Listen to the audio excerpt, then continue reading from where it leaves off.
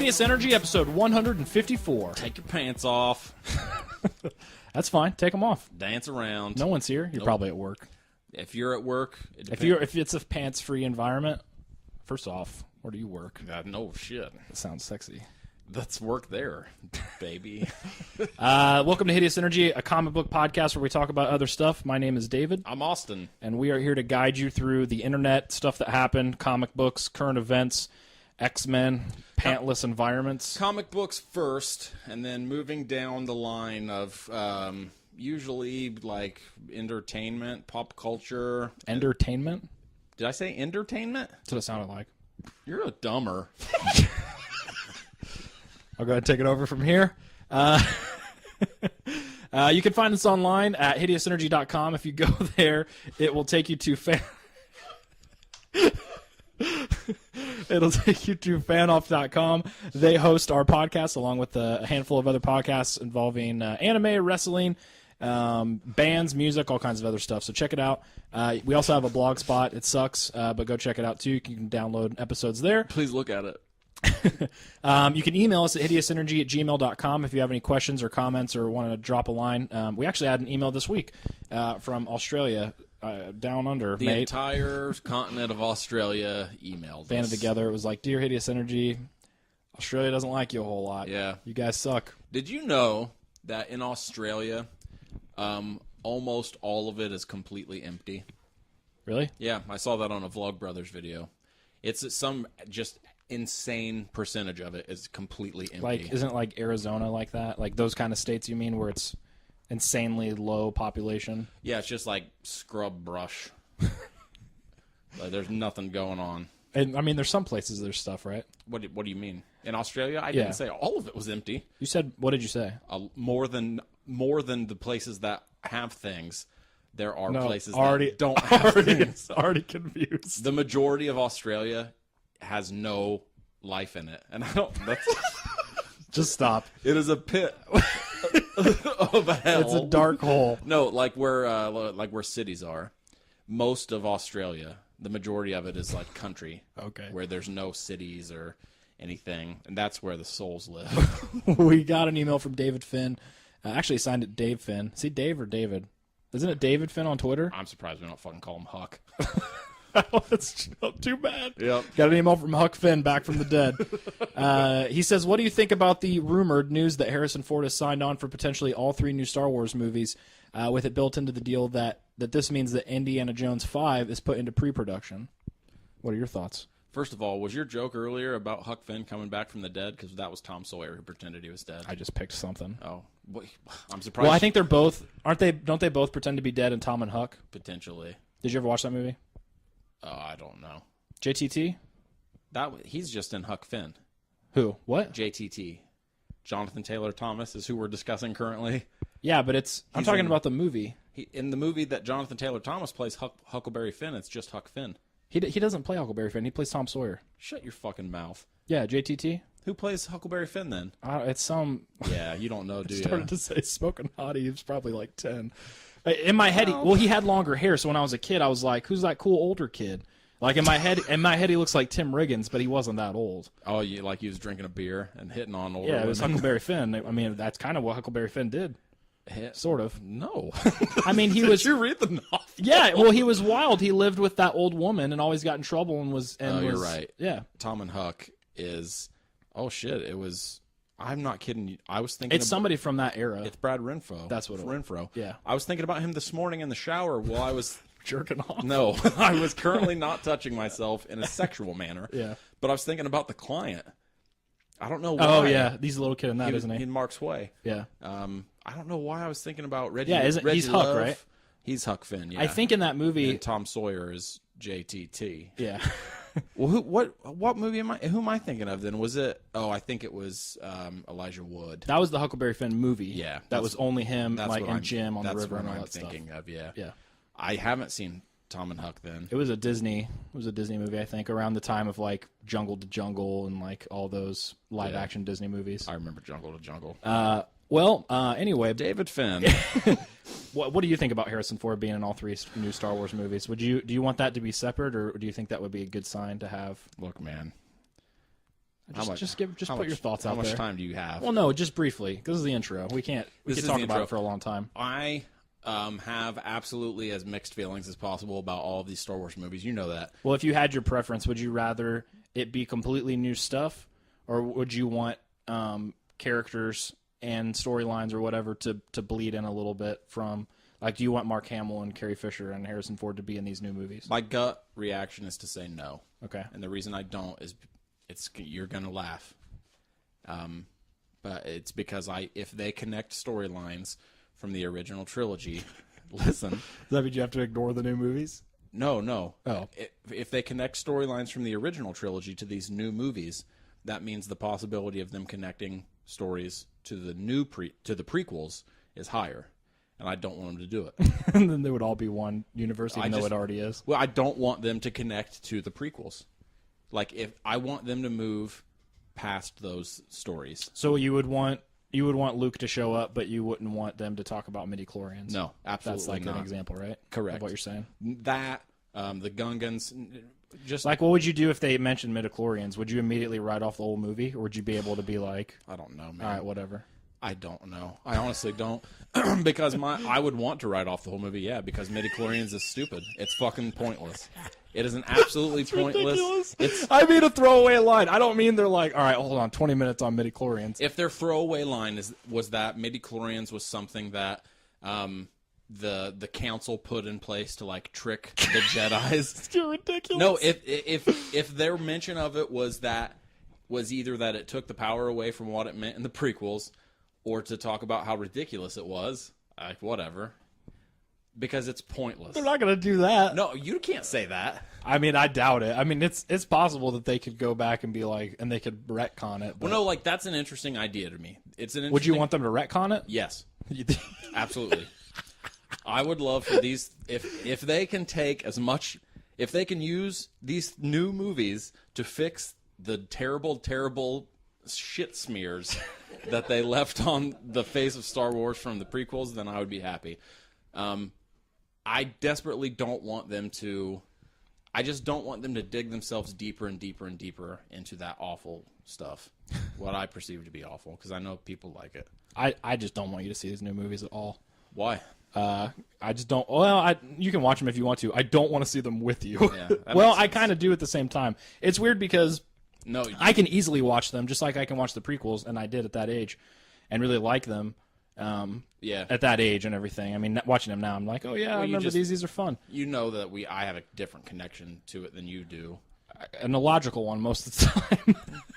No, I can't, like, that goes in the face of everything that you are otherwise. Realistically, you mean what, illogical? No, I mean, no, you're constantly illogical. I mean like the idea that if there's one line, like if literally they're like, his midichlorian count's high, and then they never talk about it again, there's part of you that's like, no, this movie sucks. It's not that it sucks, but it will be tainted. That's so stupid. I was thinking about this. There's probably only like 4 people that I'm going to be able to see those movies with. Realistically, I'm probably going to have to see them by myself first. And then what are you going to do when it's midnight? You're going to go sit by yourself somewhere? I don't know. When we go see them? Maybe. Like, I might have to. That's ridiculous. Just because my dad's calling me. Should I answer it? Yeah, answer it on the air. Should I? Yeah, absolutely. Put it on speakerphone. He might spoil something, though. About what? What we're going to talk about later. Oh, yeah, he's absolutely going to. Hold on. Should I put him on speakerphone? Yeah. Hello? Hello? Are you there? Did he not answer? I don't know. I can't tell if he's still... Oh, it was a missed call. Oh, shit. If he calls back, I'll answer it again. Yeah. Anyway, go ahead.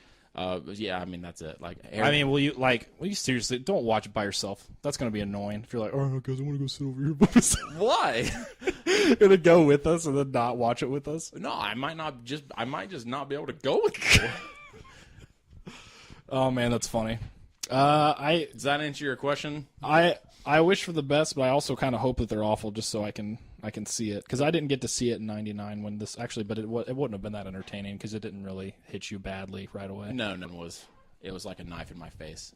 Not even my back. But you didn't didn't you like the third one the most of the original 3? I or did. The prequel 3? I did, but it's also bad. Okay. It's I really liked it when I saw it, and I haven't seen it since it came out in theaters. I saw it the one time, and I've only seen it once. I liked it a lot when I saw it, but I've never watched it since then. Yeah. I'm trying to remember. So I remember really liking the final fight between Obi-Wan and Anakin, but I also is it good? from what I remember, I liked it, but then it also led into the scene where he was like, no! Like the fucking, like, seriously, it's like the Frankenstein monster scene. Ugh. Man, I wish my dad would answer. That would have been awesome. So bad. Okay, so yes, thank you, David Finn. Yeah. Sorry, Huck. Does that answer your question? Do they know who Huck Finn is in Australia, you think? No way. It's very, very sure of yourself. Westernized culture in Australia? Well, I mean, Get the there's fuck no outta one here. there. They don't have running water. No, it's like 80% empty. Yeah. When I think of Australia, I think of the Rescuers Down Under or the Proposition, which are very different. They are, and in fact, those are differently offensive than normally. Yeah. Because normally people would be like, "Oh, you fucking Crocodile Dundee." Yeah. Fuck those idiots. Yeah. How we make fun of the people who enjoy our time and spend their time listening to us is with the Rescuers Down Under and the Proposition. That movie's so great. The Proposition. Rescuers Down Under. Both. Yeah. Both. Cody. Yeah. Running around. I will fight anyone who tells me It's better than the first one. Exactly. Hands down. I'm pretty sure The first one does have some titties in it, though. What? Yes. Actual? Oh, you mean in the background? Yeah. It's got those Disney titties, those hidden ones. Emergy over here thinks that the first film is better than the second film. What? Yeah. Shut your mouth. Yeah. You're like 46, though. Yeah, Emery is 107. Didn't the first one come out in like 1964? It was like 19... When the first one came out? No, the first one, one of the voice actors in the first one's F. Scott Fitzgerald. Oh, so it's old. That's a lie. I just made that up. Oh, I don't know when he died. No, it's seriously that it's super old, isn't it? The first one? Not from the fucking 20s.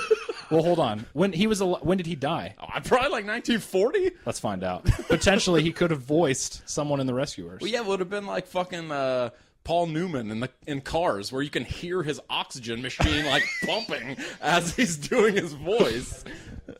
When, he died in 1977? This guy was a vampire. He died in 1977. So when did He's F. Scott, 156. when did F. Scott Fitzgerald die? Are you looking that up? Rescuers was only 1977. I thought it was older than that. No, I knew it was. Down Under came out like 1991. See? Isn't that what I just said? I said 1940. So he was probably like middle aged in the 20s then. Oh, dude, yeah. No, not in the 20s. Yes, he was middle-aged in his 20s. He was born in 1896. Holy crap! Was he really? Yeah, He was only... maybe it was a vampire. Well, was he was middle aged for him?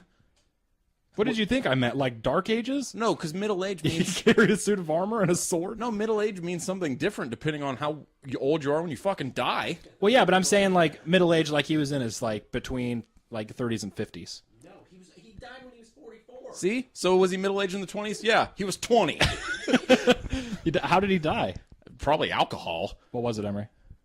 Are you on Wikipedia? I'm on Wikipedia. I'm not that far in. He loved. You don't have to read the whole thing. Just click on death. He loved the sauce. Is that? Yes, that's your iPad. We see. Emery just angrily showed us the screen. Okay, so yeah, you can also go to Gmail, email us like we said. If you want to leave us a voicemail, we have a Google Voice account. You can leave a voicemail at 1-720-HIDEOUS. Did I say something wrong? You just said voicemail like 5 times. Oh. See, whenever you laugh at me, I'm always scared that I said something offensive and didn't realize it. We have to stop. That's happened. That's happened enough. Of course he did. He sauce, loved alcoholism. it. He was a great drinker. And leave us a voicemail, 1-720-HIDEOUS. I think that's it, right? Yeah. If you want to leave us a voicemail. Voicemail. What else we got? Is that it? What you can do, Subscribe. subscribe to us on iTunes. Subscribe on Go to Twitter. Are you in Indiana? Do you fucking listen to us? Let us know. God damn it. You Hoosiers. You stupid Midwesterners. We love you. Don't be mean. I'm not being mean intentionally. Scared the crap out of me. What? You didn't hear that? Was that The trash icon? I thought it was Emery clearing his throat. No. I bought...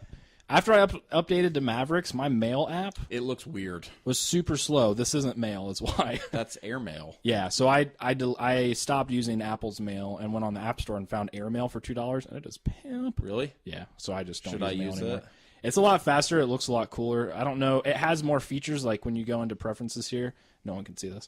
It has a ton of stuff that you can customize, way more than Apple's mail program. The downside is that I know Apple's mail program inside and freaking out. You get paid to do that. I used to, but now I work for free at Apple. I don't even. They don't pay you I was just anymore. like, don't pay me. No, we don't really. I What love is it. rent? Money? 1,500, 700 minutes. That's correct. Seasons of love. How many seconds are in a year? How do you even qualify that? Qualify seconds. Yeah. 5,000, 1,700. Seriously, this is about comics. We'll find out. We'll see. Our sponsor, Discount Comic Book Service, they absolutely do sell comics. If you go to dcbservice.com, you can buy anything on their store for 35% off. There's also a special code that you can use. You can type... No, in their store. On the website's 40%. Is it? Yes. Shut up. Don't do this. You're right. Everything on their website's 40% off. They have a store in Fort Wayne, Indiana. Remember earlier when I was calling you a dumb Hoosier? I apologize for that. If you live in Indiana, go to Fort Wayne. You can get everything there for 35% off. It's fucking amazing. Make sure you go buy your comics there. If you don't go there, you can use the store if you live anywhere in the world, like Australia, for instance. And if you type in the code there? in Australia, Yeah. I think so. That's what Tesla did before he died. He invented the internet? For Australia. Oh. That's It's why Australian internet. That's why the British government killed him. Oh. Yeah.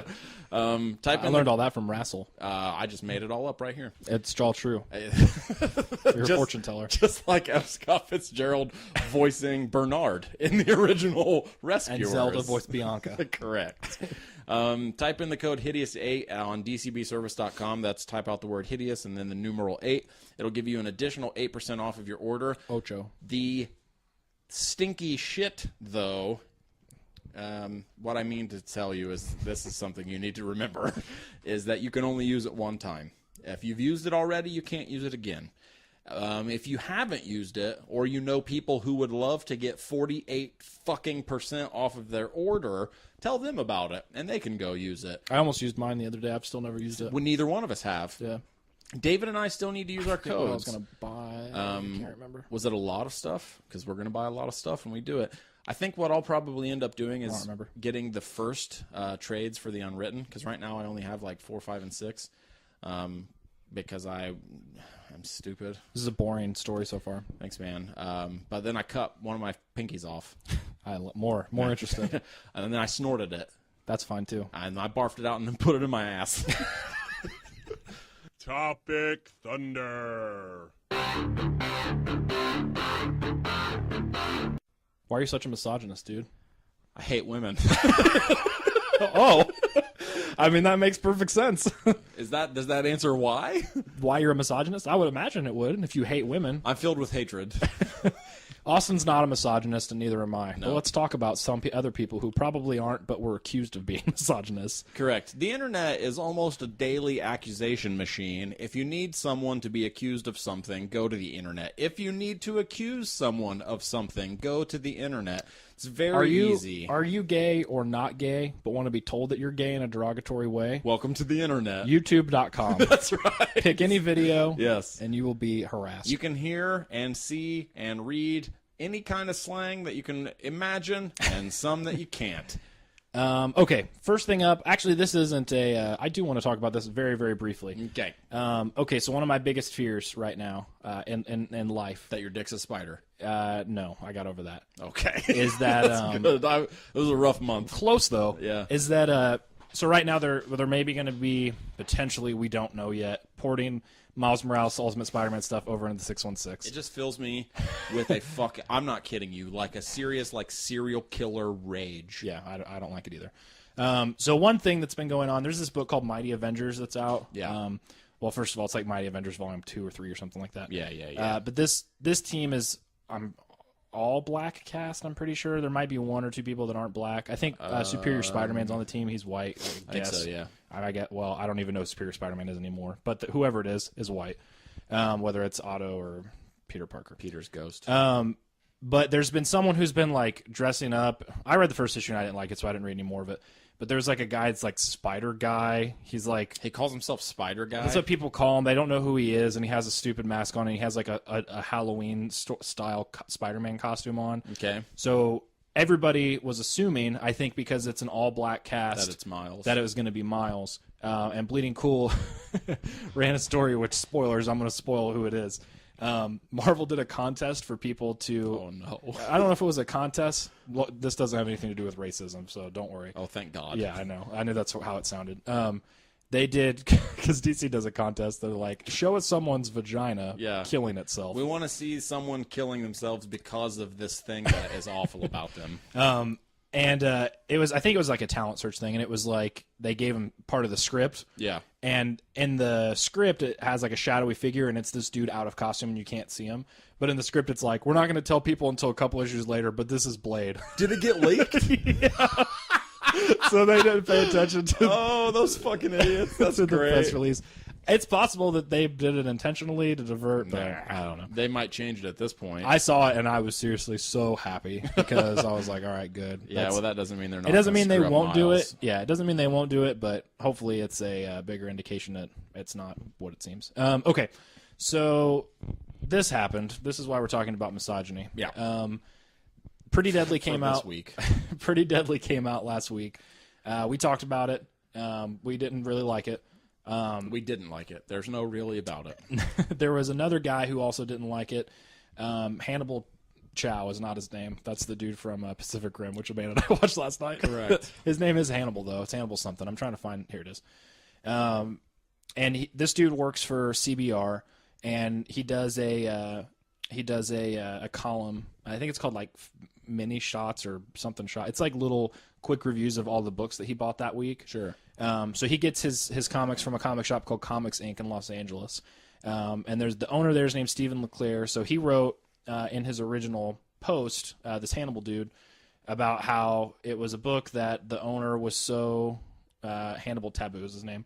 His name is Hannibal Taboo. Tabu. Okay. Yeah. Which sounds like it would be a real name, not Hannibal Taboo like the game. Well, spelled different. Spelled that way.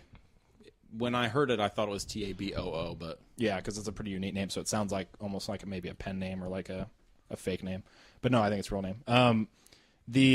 He talked about in his like quick little shot about how the owner of this comic book shop was so against it that he ripped up a copy of it in front of some customers. yeah. So that immediately goes out. People start freaking out. Eric Stevenson, the publisher of Image, he puts a statement out there where he writes about his experiences working, or not working, but visiting this store, and how people there would try to put his comics that he had in his pull list back on the shelves and say, this comic's really bad, don't get it. And all Eric this, Stevenson? yeah, I don't know if they knew who he was or not, but That's what I was getting ready to say.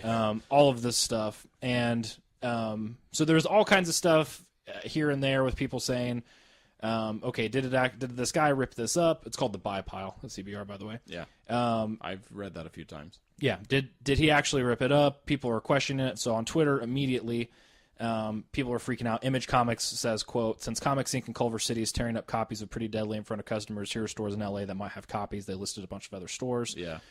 People are freaking out on Twitter. So here's the one thing that I immediately, I don't know. I've had a hard time with this. I talked about, or I was thinking about it a lot this week. Alice Cott, ALES. Alice Cott, yeah. Alice. It's a guy, right? I think so, yeah. He He just got hired at Marvel. yeah, he writes that book Zero, which I really like at Image right now. I think it's a 4-issue miniseries. Oh, yeah. Was that the first issue that you read that I didn't get to read? I don't know. That you We- didn't get to read? Well, like, I didn't read it by the time we Knocked it out of your hand. Yeah, yeah. You Don't read that. Well, no, we were going to review it for the show, but, like, I didn't get a chance to, to read it before we recorded that night or something. Maybe. Each issue has different artists. Like the second issue is Justin Jordan.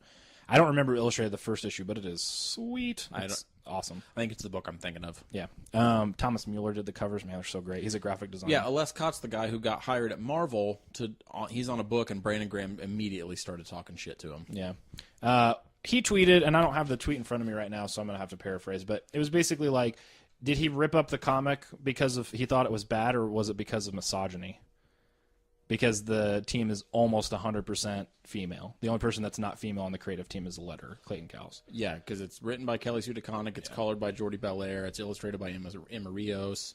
So that immediately started a whole big thing of people freaking out. I think that's what the whole Brandon Graham Brian Wood thing spun out of. Yeah. Where Brandon Graham was talking about he took a shot at Brian Wood and another guy confronted him, and it was just all kinds of madness and Devolved craziness from there.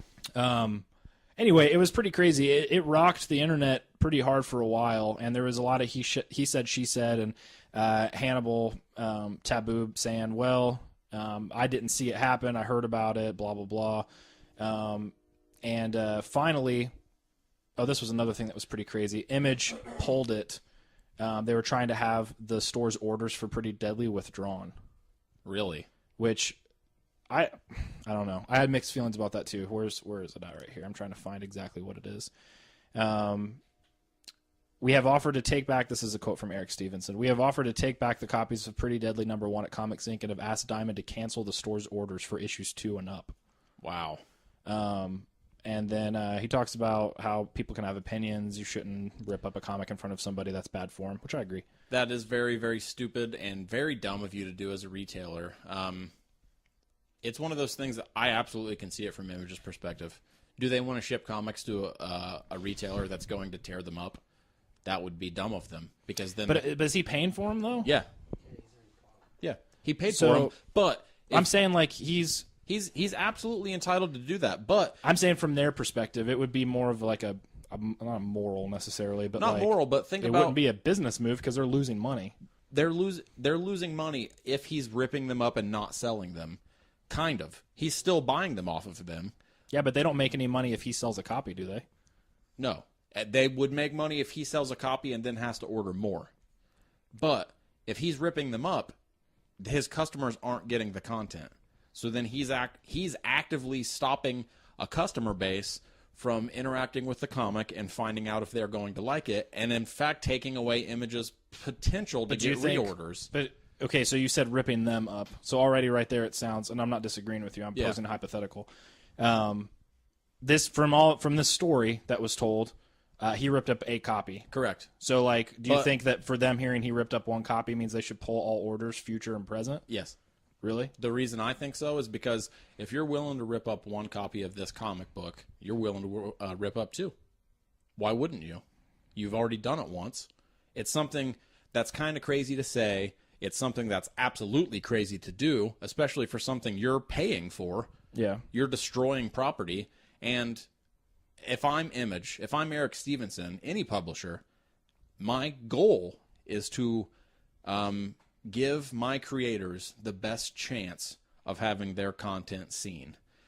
And ripping up something. I know, but the assumption there is that he then ripped up every copy and didn't let anyone buy it. Well, no, that's not true. But if you're actively taking away that platform, and literally the platform is the comic. I mean, but what if it's clear that because it never was said, and no one ever thought that he took it out of someone's file or took it out of someone's hands and ripped it. No, he was talking to people and ripped up one of his unsold copies. To be dramatic, he issued a statement later and was basically like, I had a select group of customers that I'm friends with in the store, yeah, and I was being over dramatic and being very had a lot of like flair about talking how bad it was, sure, and basically in confidence with them in like a joking way ripped up a copy to illustrate my point. That fucking sucks for him. I know it does. I mean, it's I bet he's pissed at Hannibal. Well, I just mean like, out there. If you're gonna rip up a comic, man, and in this day and age, like, look, would I rip up a comic if I fucking hated it that much? Maybe. Would I do it if I was the owner of a comic shop? See, that's where if I mean, we're never gonna know exactly what happened, but that's where I feel partially bad, because in his statement he says, it's very, very thorough. He says, I apologize for my actions. He says, for dramatic effect, I ripped a copy of the book after giving my review. I found it lacking, blah, blah, blah, blah, blah. The book was still on the shelves for sale for all those who wanted it. I made a mistake of thinking I was having a private talk with a small group of friends, and he says, I apologize for my actions. I apologize to Eric Stevenson, goes into depth. I apologize to the folks at Image. I apologize to Kelly Studiconic and Emma Rios, and blah, blah, blah. Like, you can tell this dude feels pretty bad, as opposed to, like, what's that dickhead? That comics pro. What's Larry. That? Larry, yeah. What's that comics market? Is that hashtag? I think so, yeah. Unlike that dude where he's like, oh no, it's a joke. that he's black. Fried chicken. It's a joke, so it's not racist. It doesn't come across as that, but it sucks, man.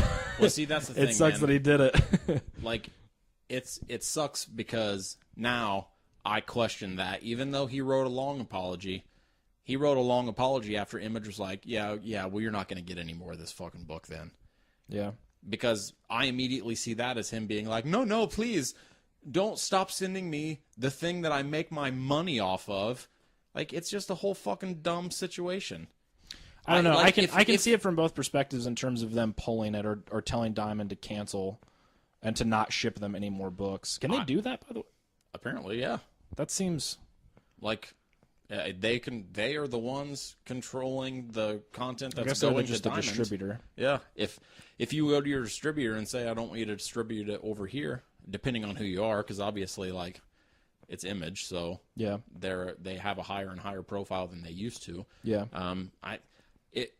If he really did think he was having a private conversation with friends, and then it turned out one of those people went and posted it on the internet, that sucks. But him ripping up the book, like, it's his fucking fault.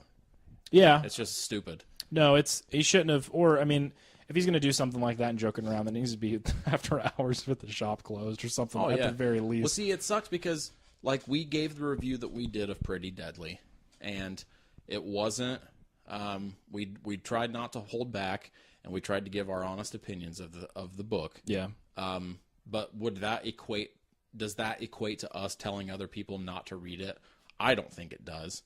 No, I mean, yes and no. If somebody asks me, should I buy this, I'm going to say, well, I'm not going to say you shouldn't buy it. Like, what do you like? Yeah, I'll just be like, look, man, I didn't like it at all. So it's possible that you might like it. Depending on the things you I thought it was enjoy, bad. you could enjoy this book. Him ripping a book up like that, I mean, that sends a pretty clear message. This is one of the few times I think in my entire life that I can see it from both perspectives and completely understand it. Because on one end, I'm like, I don't know, Image pulling based off of this he said, she said type of thing, Well, and telling, well, we're not going to sell any more to you, and not knowing the specifics or the details, to me seems a little extreme and like they don't have thick skins at all. But at the same time, I can also see it from like he's ripping up our product, which I get that too. Well, their aim is to distribute and sell comics. Right, and it makes me wonder if Kelly Sue DeConnick and Emma Rios and Jordi Belair had anything to say about that. Because I mean, dude, aren't they responsible somewhat, at least for promoting it and stuff? Because if through Image, yeah. Like, potentially they would be like, let's not sell it to anybody because we want it to sell as many copies as possible. And if that's a huge retailer and he ripped up one of his personal copies... man, is I want it to sell as many copies as possible. Like, but we don't know how many copies it sold. No, like, that's the other we side know. of the coin. I know, yeah. But, like, let's say I'm a creator on a book, and I find out that a store somewhere in the world ripped up a copy of my comic book. Like, yes, I want it to sell as many copies as possible. That store is making it harder to sell those copies.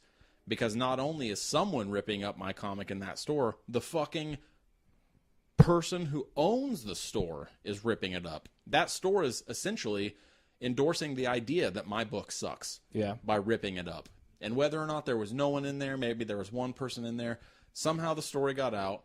It turns out that this store is now associated with hating my book. Yeah. The idea that I would then try and sell it through that store seems pretty ridiculous to me. I know, but at the same time, like the distinction that you're making is the physical act.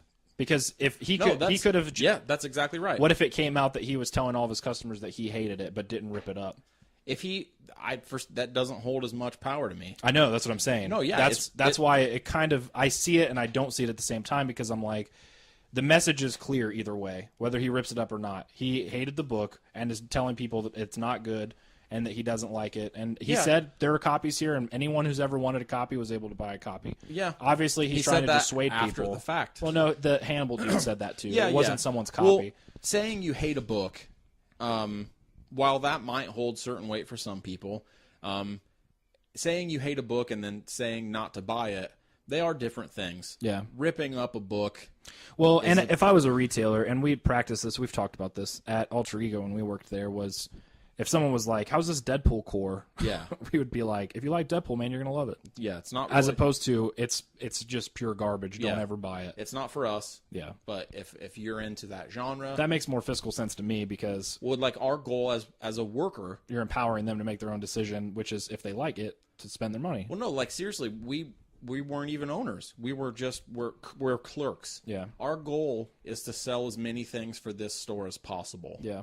And as a fucking retailer, like as the patriarch, is that the wrong word? Matriarch. As the mother of this comic shop, I forget where I was fucking going with that. Well, yeah, you represent. I mean, I know what you're saying. That's why this is also weird, is because I see it from every angle. There is a small part of me that wonders about this, where I'm like, man, I've done some we've over done the top dumb shit stuff for humorous effect as a joke. You broke one of our microphones. But it makes me wonder if this was one of those instances where this dude is just being completely over the top. It might have And been. it got out, and then he's just screwed. It might have been. That sucks. I absolutely see Image's point and why they would not want to send this guy any more of their books. I do too, and I don't. I see it both. I completely see it from both angles at the same time. For me, it's easier to see it from Image's standpoint, but it's It just one of those dumb things It makes me wonder if the internet made possible. DeConnick and Rios have any say in it, because would they be able to be like, no, it's fine, like we don't have to pull it from there, if they would have done it, or maybe they said to do it, and then Image was like, Image is doing it. They made it seem like it was more of a. I would be interested to hear their opinion. But Well, Kelly Sue DeConnick wrote a blog post about it on her Tumblr, and it was basically like, he didn't like it, that's fine, and then she was like, ripping up a copy seems a little extreme, and then she talked about how well it sold for like 4 paragraphs, Really? and like praised it, yeah. So, well, I mean, like, what if Image was like, look, you guys have been too negative about our books, so you're not going to get to read them off of the FTP anymore.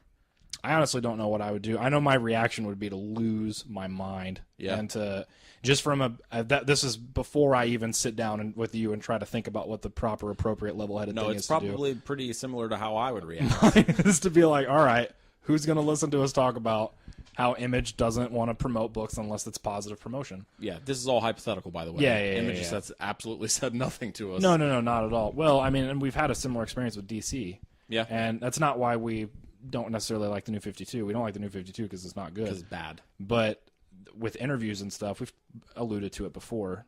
They've Blacklisted us. maybe blacklisted us, and we've often wondered, is it because we've had less than stellar things to say about them? There's very few things that I'm more certain of. There's no, to be clear, they have never ever said anything about not giving us interviews. No, it's because they're cowards. It's I'm calling them out. okay. If you want to blacklist me, tell me. Okay, I'll tell you. Have you blacklisted me, David I'm Hopkins? blacklisting you. What's that mean? It means I love you. Then DC did not blacklist us. All right, so I don't Stephen know if LeClaire, they're cowards you or hate not. women. You don't. Maybe you do. Maybe Who you are a knows? misogynist. I did think was stupid. We didn't really touch on that. Then being like, it's because he's misogynist. No, Lescott being like, is this because it was his feelings, or is it because he's a misogynist or something like that? Was it fueled by misogyny? I was like, what? No one said anything about it being a female team. Why would you even throw that out there? Like, that's the thing that got all the This motherfucker hates cowboys! Just like the craziest leaps in logic. Well, I saw someone online, I think it was on Robot 6, in the comment section, where they were like, well, thank God they weren't black, too. Like, Yeah. Oh, it would have Jesus, immediately been like, or if they're on wheelchairs, he's a racist. too, man. Yeah, no, it just immediately like, jumped to all these even- conclusions. Even just me calling DC cowards like I just did, obviously hyperbolically, Yeah. like obviously being a dumbass and saying something stupid to try and make you laugh, Yeah. Which it worked, by the way. Yeah. Like the internet absolutely made all of this shit possible. Yeah. It made this thing where this guy stupidly ripped up a copy, it made it turn into what it did. Yeah. Like, it just absolutely spun out of control. And this probably could have been solved even if it was something that needed to be solved in a day. This stuff is hard for me because I try to think about it as objectively as possible. Yeah. Because especially like the literary crowd, and I say that in a very, very broad sense in terms of people who love You reading. mean literature? No. in a much broader sense, where I mean like literacy. So like people who like to read, people like comics, books, whatever. Sure. You don't rip up books. You don't burn books. Like that's kind of a Correct. thing throughout history. Yeah. And it makes me wonder, because obviously the moment we all hear this guy ripped up a book, Yeah. people freak out. Yeah. And I get that. So that's why I'm trying to look at, like, I try to look at it as objectively as possible, because my first reaction is like, what a dickhead. Oh yeah, my first reaction is fuck you. But then at the same time, I'm like, okay, it's completely within, Oh, he can do it if he wants. and is it wondering, okay, is it wrong? Is it a right or a wrong thing? Because it seems like so overwhelmingly that it's wrong. Yeah. And it makes To me rip wonder, up a single copy, do I think it's wrong? No. I mean, to rip up anything, is the distinction there because you are damaging it to where that copy can't be read anymore? It depends. Is that what makes it, It depends like, right or why wrong? you're doing it and how widely you are doing it. Because if it's a single copy and you rip up your copy of it, like I have had books that I have fucking hated. Most of the time I sell them Yeah. and get rid of them. Yeah. Destroying them doesn't ever really come into my mind. And it's not because I see them as a sacred object, although that was the case for a long time. Yeah. I treated my books with a really, really high amount of respect, and it's only here recently that I've stopped doing so. Not that I mistreat them, but I'm not as ginger with them as I used to be. Yeah. But ripping up a single copy, my guess is it's going to be because you're demonstrating to someone your opinion. Because Yeah. if I'm in my house and I rip up a single copy of a single book, who fucking cares? No one's there to see it. Yeah. Why am I doing it? Maybe to let off some steam. That's if why I rip up a copy of a book in front of 6 people, it's because I'm putting on a show. Well, that's why it's interesting to me, and that's why I brought up earlier that distinction. Because if he would have made it very clear that he was not a fan of the book, Yeah. and people were talking about how I went in there and he was being very vocal about how he didn't like it and how it was incoherent and all the other stuff that he said that is pretty much true, What we said. would it still be a thing to where Image is like, we're not going to No, do it? I don't think so either. absolutely not. So that's why it's interesting to me that he ripped up one copy, and I completely get it from Image's perspective. Yeah. But at that point, I guess the assumption that you're making is maybe he might rip up more. I don't know. Correct, yeah. It's just interesting because there's no evidence there to support that. There's not. That he would do more, but Well, there's evidence to support that he doesn't have a problem with ripping up a copy. that he's not afraid to destroy a book. Right. Also, did you see CBR's review of Pretty Deadly? I know you did because I emailed you the Yeah, I link. saw it. They gave it an almost perfect review. Yeah, and then at the end of the review, I almost tweeted at them, man. I was so pissed. It's stupid. Not pissed because they gave it a good review, but pissed because, like, I seriously wanted to tweet at them and be like, why do you guys have stars? They have, like I told you, they Like, have a what's the 2-star. point? They have a 2-star rating system. They have a two option rating system. It's either 4.5 or 5. No, dude, that's exactly it. Their rating system is 1 star or 2 stars. It's either almost perfect or completely perfect. Yeah. And they gave Pretty Deadly an almost perfect with a review that included the words, "There's almost nothing to connect you to these characters." Yeah. Almost perfect. Yeah. Well, that's why I was talking to Amanda about it the other day, where she was saying, what was she talking about? We had seen like a community theater version of Sweeney Todd. Yeah. And we were talking about the movie on the way home, and I was like, what would you give that out of 10? Because I always do that with Amanda, and she always gives, she's like CBR, basically. Oh, yeah, If she likes a movie, it's 10. Yeah. So If she kind of dislikes it, 9. yeah. So she was like, oh, I'd give it a 10 for sure. And I was like, you give it a 10, really? She was like, what would you give it? And I was like, Wait, don't tell me. what? I want to guess based on the things you told me about the play. No, I'm talking about the music. I know. The movie. What would you give the movie? Yeah, we were talking about the movie. Oh. I keep saying musical because it's still a musical, but Well, the movie version with Johnny Depp, you probably gave it like an 8. I think it was like an 8 or 7.5 or 8 or something God like damn, that. why don't you just marry me? Because I really like it. And she was like, well, why wouldn't you give it a 10?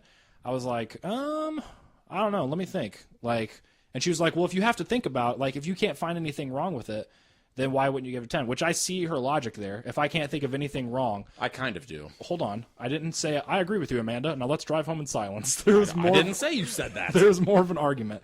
I was like, because if I give it a 10, then what do I do with a movie like Inception, which I think is much, much better than Sweeney Todd? yeah. A 10 for that, for them to both be the 10 with one of them being much better than the other, it immediately destroys the point of having a scale. Well, but which also, to me is what CBR does. the difference in that, though, is rating Sweeney Todd versus Inception, you're not rating them based on the same things. You could rate them on certain things. No, I understand. I'm just saying, like, it made me think of that because she was saying if you can't find something wrong with it, why wouldn't it give it a perfect score? Which I understood what she's saying, but my whole point is because if I don't have some type of larger, I guess, scale or numbering or whatever it is, Yeah. then what's to differentiate this from this? And just like Pretty Deadly gets a 4.5 out of 5, let's say X-Men number 46 gets a 5 out of 5. Yeah. I'm assuming Watchmen gets a 5 out of 5 too. Well, they probably give So Watchmen never mind. So- I'm gonna crank that one back. So what's there? Why? Yeah. Why do it? We've talked about it a lot. I know I don't know. It makes me wonder if it's some type of thing where it's just built into their site and they don't want to change it, or because it makes me wonder if they realize when they go on the review site and scroll through it, it's just a giant row of 4s and 5s. Yeah. Like every comic. I'm just like, what you guys just... I mean, I'm very happy for you if you absolutely love comics to the point where everything is great all the time. But that is not the reality that I live in. The thing that upsets me is that it makes me think that it's so that they don't fall out of favor with the publishers. It could be. Because they have paid advertising and stuff like that. Which, if that's the case, stop reviewing comics. Yeah. It's a pointless exercise. The dude, and not to plug this guy's side again, although I will because I like him. No, he gives absolutely honest reviews. Seth Thiani, goodokbad.com. Yeah, his reviews, he doesn't have paid advertisers on there. I don't know. I don't want to speak for him because I've never talked to him about this specifically. But if he doesn't like a book, he writes about why he doesn't like it. Well, he also gives himself a very clear rating system. He does, and he admits right off the bat, my rating is the review. Yeah. Like, he narrows it down so you can click on, 3 stars, which is good, 2 stars, which is okay, 1 star, which is bad. You can sort them. But I think he would be the first to tell you, like, don't just look at the stars and then go buy, like, you read the review. Yeah. Because there's going to be more to it Well, than also, that. Seth is one of the people currently reviewing comics where the word review actually means what the connotation that it carries. Yeah. He reviews it. Yeah. He reviews comics more than we do. Oh. Oh, yeah. Where, like, us, My cats review comics better than we do. Like, we're recapping a fucking issue and then talking about Spider-Man's eyes squinting. Like, that's our review. Meanwhile, Hani's 6 like, stars. this reminds me of Murakami's work. Yeah, Osamu Tezuka. And we're like, that's a book, right? Yeah. Is that a book? Spider-Man's eyes on his mask squint. Do you think that's weird? I would give this book a 9 if Spider-Man's eyes weren't this big. Correct. It's just so close. Yeah, too much Yiddish. Okay, second thing that came out today, we'll talk about it really quick. The X-Men Days of Future Past trailer came out. It did. There's very little action. Almost zero, in Basically fact. none. Yeah. I don't even think I saw any claws. Yeah, there there's any Wolverine claws? Yeah, he kills a guy on screen, actually. What? Yeah. I don't remember that. He shoves his claws into somebody's neck area. It's like that I don't scene remember from that. Troy where Achilles stabs his sword into that I guy's watched that neck. the other day. Not the movie. Really bad. I know. That's why I didn't watch the movie. Just that scene? That scene, That yeah. scene is He fucking runs up on him. righteous. I think it's Tyler Mane, I'm pretty sure. It is. Which is weird because that's Sabretooth. It all comes around, bitch. Circle of life. Hops up, just Yep. one nice little spear. He does. That's the best part of the movie, and it's in the first 3 minutes. Oh, you can stop watching after Yeah. that. Yeah, Spider-Man does that. Spider-Man pops his claws. It's Wolverine. He does it in this trailer in like a kitchen or something. It's pretty quick, but I'm gonna watch the trailer again. I'm pretty excited about this movie, man. I'm really excited for the movie. I forget quite often because they've made a lot of bad movies at how much I love X-Men 1 and 2. Yeah, they're both good. Because as soon as I started seeing a lot of those faces, I was like, oh man, I forgot about how much I love this Kitty stuff. Pryde. I really hate the kid who plays Iceman. I just hate him. Really? Yeah. I do. Really? Yeah, he's Why? awful. You think he's bad? Yeah, I do. Oh no, I don't think he is. He was I think bad. he's really good. He was bad on Veronica Mars. What's his name? I don't remember. It's It's like Wooden Plastic Man or something. I'm trying to remember what his name is. No, I like that dude. I mean, I grew up watching those movies younger than you, but His name is Mannequin Stickface. it's mean. I don't remember. I just think he's really bad. It shows a ton of people in it, man. It's gonna mix does. the old Bryan Singer movies basically with the First I Class. guess part of Last Stand because Ellen Page is in it. But she's more famous now, so it makes sense. Yeah.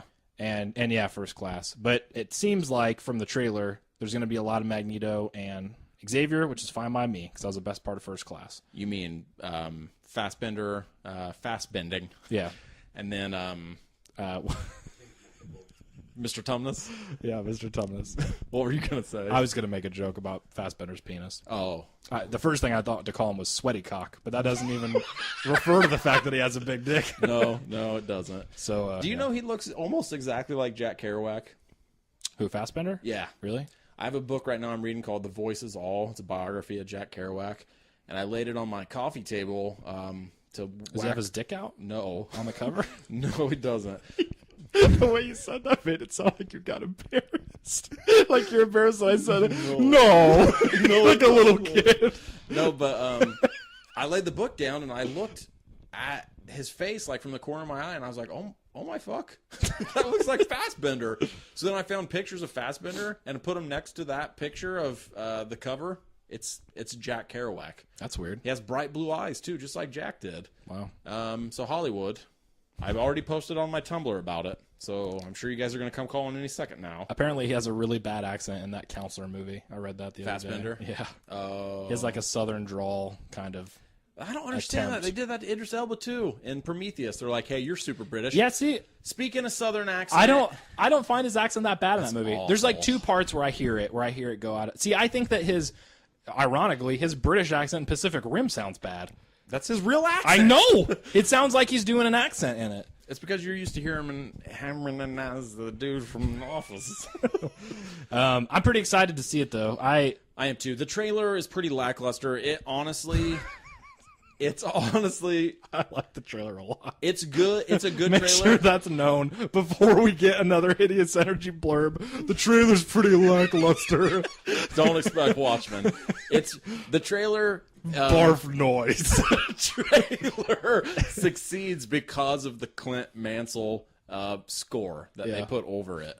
Because I think it's I think it shot really well too, man. it's a nice trailer.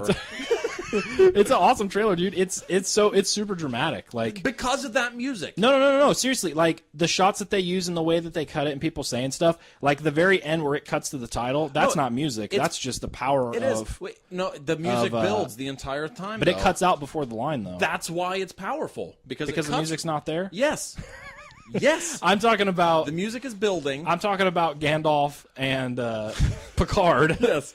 being pimpy. Crescendo. Music ends. No, the music obviously plays a part. It I think does. it just still looks really good. It does. I'm also very surprised that Blink looks as much like Blink. Oh yeah, she does. Because that is a character who I never thought would translate to film in terms of visually. Because she's like, Pink. she's pink with she does have like a gem in her forehead, doesn't she? She got like diamonds tattooed on her forehead. I think. Are they tattoos in the comics? I think don't know so. anything I don't about know a her. whole lot about her. I think she can jump between dimensions. or Yeah, she something. can. This is another one of those situations where if you visited Austin from like 1994 and you're like, dude, Blink's going to be in a movie, I would have been like, barf! In a good way. Not how You can I see use it now. You can see Bishop in it. Kind of. Not enough of them. Like, I want his ass. You can see him. It's just there's a lot of shots of X-Men that are just like they get like a second A or two screen, in the trailer. one screenshot. I'm excited to watch it though. too. I like that Bryan Singer's back directing it because he made the two best movies of the franchise easily. Oh, absolutely. And then first of the X-Men movies, First Class would be my next favorite out of them, which see, isn't really that hard. First Second has It's a some... publishing company. Correct. Uh-huh. Second Class. First Class. God damn. First Class. X-Men First Class has some really good stuff in it. It's such a strange movie, dude, because it is seriously like you order a pizza, Yeah. and half of it is bricks. Like you get it, and you're like, "This is some of the best pizza I've ever had." What And then I happens- can't eat these bricks. Can't eat this part of It's it. so frustrating to me because Yeah. the stuff that's good is so awesome, Yeah. and then the stuff that's bad is really bad. Oh yeah. Well, Beast. I don't understand how they have so consecutively fucked up Beast in as many movies as they have. Kelsey Grammer. That's He's in awful. X-Men too. Is he? Yeah, there's in the scene in a at newscast. TV, yeah, yeah. it's just a dude though. Oh yeah, it's yum. In First Class though, it seriously looks. It's so fucking bad. Like First Class, it does look pretty bad. They don't give him any kind. I don't know if it's because he's younger and his mutation isn't done, but they don't give him. They make his hands and his feet big, but then he's like a 17-year-old kid. Yeah. So he just looks like. Well, no, that Starting to say kind of a prick. He doesn't look like a mean dude. no, all of that He just stuff. looks stupid because he doesn't look. and his head looks huge. Well, no, it's all of that stuff where it's Freddie Highmore, just him. I always forget it's him. That stuff is good. Wait, it's not Freddie Highmore. It is. No, it's the kid from. It's Nicholas Hoult. It's the kid from About a Boy. You're right. Yeah, Freddie Highmore's the kid from Charlie and the Chocolate Factory and Finding Neverland, all that stuff. Yeah, I like Freddie Highmore. Yeah, me too. But that's not him. You're right. No, that stuff looks fine. Yeah. When he transforms again and goes blue, it's fucking awful. Yeah, it's weird. The one shot of Beast in this trailer, the Days of Future Past trailer, it looks good, but it is one single shot. It looks better. I still kind of I want to see it because that was one of the worst things. I think it was his mane, like his mane, like popping out of his like flight jacket. Yeah, it just made it look like he had a big mask on. No, he did. Like you I could know. tell it was a mask, as opposed to like it's a dude. Well, that's the thing, It's dude. a beast dude. Both of those Hellboy movies. I wonder if Rose Byrne's going to be in it. I don't know. She was in the first one. I like Rose Byrne a lot. First class, I mean. Both of those Hellboy You should movies. call them your X-Men, Charles. Call them your X-Men. It's a good thing your last name is Xavier. And like the Hellboy makeup. You're like a magnet. Oh, Magneto. You can fly. You know what else can fly? Pixies. I think we're on to something. How did they come up with Havoc? I don't know. He wreaks havoc. Who fucking cares? Mystique. Oh, it's just, You're very mysterious. the feminine mystique, am I right?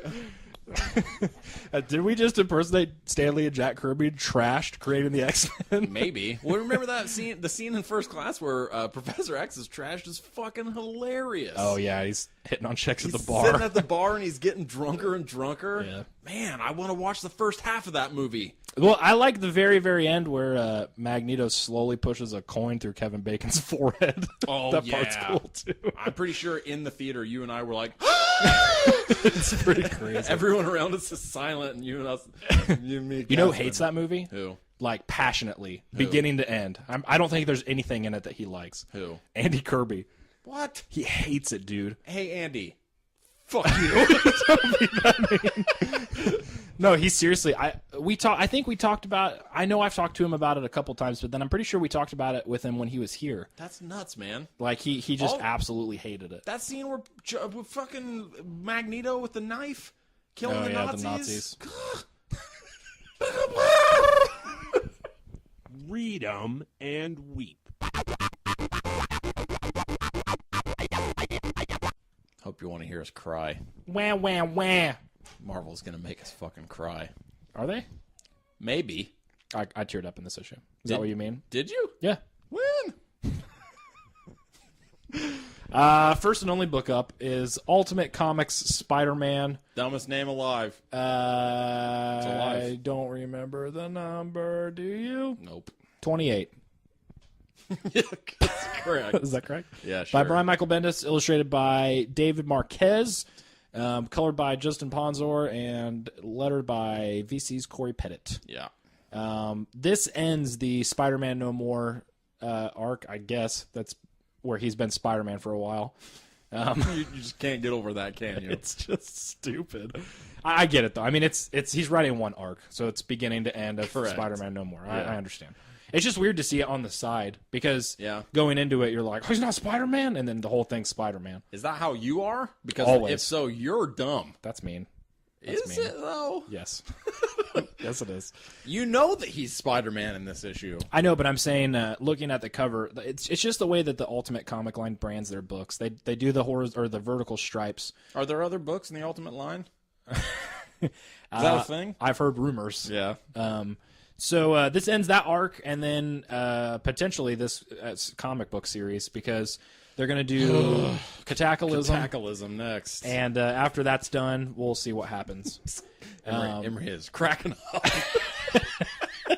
I saw on Bendis's Tumblr. I was going through as I do like once a week to read Yeah. all of the questions and stuff. I followed him on Tumblr and then unfollowed him immediately. I don't follow him on Tumblr. He updates too much. I just go to his Twitter page and then I Yeah. look for the ones where it's not a post of a picture or something. Yeah. And read those. He's got a lot of awesome stuff on there, but he seriously just like spams my Tumblr feed. Someone asked him. It was like, why are you ending Ultimate Spider-Man? And then it was like all the stuff. It was like I have this character in Miles Morales who I can connect with, who I'm proud to read to my kids. And then it was like I'm a black male. Was it the letter that was in the back of this issue? I didn't read the letters, so maybe Because that letter sounds it sounds okay. And Bendis is like, "Who said it's ending?" And thanks. Like he didn't talk about it at all. yeah. So I don't know what's going to happen. I really hope that they don't combine the universes. God damn it, Marvel! Do not combine the Ultimate Universe with the regular Marvel Universe. But I also Don't do it. I also didn't want them to have Peter Parker from 616 meet Miles, and we did that. So And also, I'm just bracing for whatever. they did do that. It wasn't as terrible as we hoped, No, it had some awesome stuff in it. It did. I just didn't want it to happen, period. and it was ultimately, pun intended. Bear noise. Um, That's a callback. it is. That's like a fucking 60 episode callback. It was basically pointless. It wasn't pointless because it did a lot of very specific things. It did do those things, but they didn't have to be done in that way. Not necessarily. I mean, I don't know what Bendis' ultimate plan. Oh, good lord. I don't know what his actual plan was, but I don't either. But those things. what I'm hoping is that I will be able to say the same thing about whatever it is that they do. Sure. That I said about Spider-Man, which is. They didn't need to do it, and I wish that they wouldn't have, but it's fine. Well, we just keep moving on, and Bendis is still writing Miles. Yeah. And hopefully Marquez is still drawing him, because I Correct. want him to draw him until he dies, although I'm sure he wants to do other stuff. Marquez or Miles. Yeah. I can't deal with that right now. Marquez. Miles better never die. No. I don't want Marquez to die either. No, I don't want Marquez to die, but he is going to. Just because humans die. That's not a threat. No. That's not a threat. Humans die. That's the thing is Miles could... It's like the other day when I was like on Facebook, Wes Anderson, please make a different movie before you die. But it read like, make another movie before you die. Before I kill you. Yeah. No.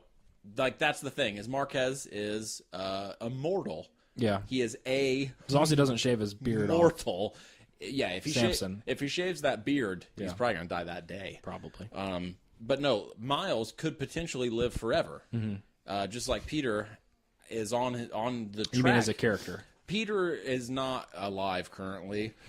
Correct. But yes, as a character, that character could live, relatively close to what us as fucking humans can recognize as forever, because that is an almost impossible concept to grasp.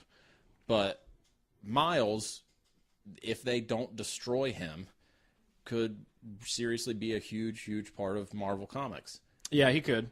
I hope he is. I hope he continues. I mean, he already is. I hope he continues to be. No, he is to us.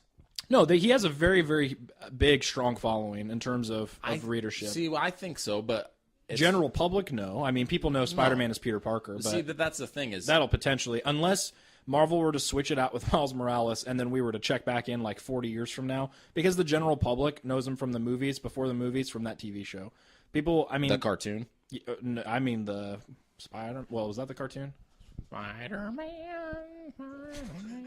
Oh, that's the 90s one. Yeah. Although, yes, I meant like our parents, like the general public. No, see, that's the thing though. Like Back to that cartoon in the 60s, but then that TV show in the 70s. Yeah. Yeah, What? and then also the Spider-Man and His Amazing Friends cartoon, yeah. shut up, Emery. Emery's right. Stop. No one can see you doing that. He's dancing. No, that's the thing is the general public, whether or not their opinion is affecting readers or is even affecting the publication of these books, I wouldn't be able to say. If I had to guess, I would say it's not. But within the small world of comic book readers, the people who like Miles Morales, that's a smaller group. It's a niche within a niche.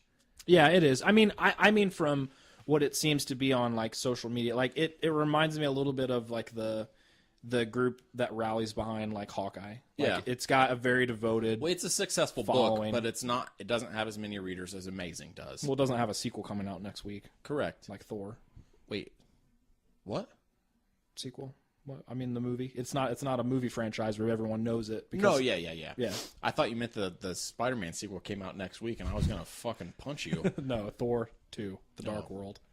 No, but I mean, like, yes, Miles has a following, and yes, the book is important, but I don't know that it is as I don't know that it's important to the level that Marvel would never ever stop it. Well, 'Cause I don't think it is. My biggest hope, and the thing that keeps me thinking that maybe stuff will be okay, is that it's Bendis's baby, and it has been for over a decade. So that doesn't mean they won't take it away from him. I mean, it doesn't guarantee that, no. But the chances, if anyone's going to have a good chance of being able to do the books He's they one of the want to guys, do, yeah. Oh yeah, he's the guy. I mean, he's been their guy for but yeah, basically, if you count from when he started with Ultimate Spider-Man and the runaway success that it was, like 10 years. Yeah. So if it were to end, I don't think it's going to end, but if something were to happen, I would at least be comfortable knowing that it was his decision, at least on how it ended or whatever else. I don't think it's going to end. I don't want it to move. If it does, and I mean universes, if it does, that's fine. I mean, just as long as it's not fine. it's fine for me as long as he keeps writing it. If Bendis keeps writing Miles, that is one thing that I'll be happy about. If Marquez gets to keep illustrating Miles, I'll be happy about that also. Yeah, me too. If they move all of that to the 616 universe, I'm going to be mad. I don't know what they're It is going to do. Going to upset me. I'm getting pretty annoyed about people, but that's a whole other thing. What? It's just people lamenting, or like not lamenting because that sounds like they're disappointed, but like proclaiming the death of the Ultimate Universe and how people have been doing this forever because they're like they don't know what to do with it and blah blah blah.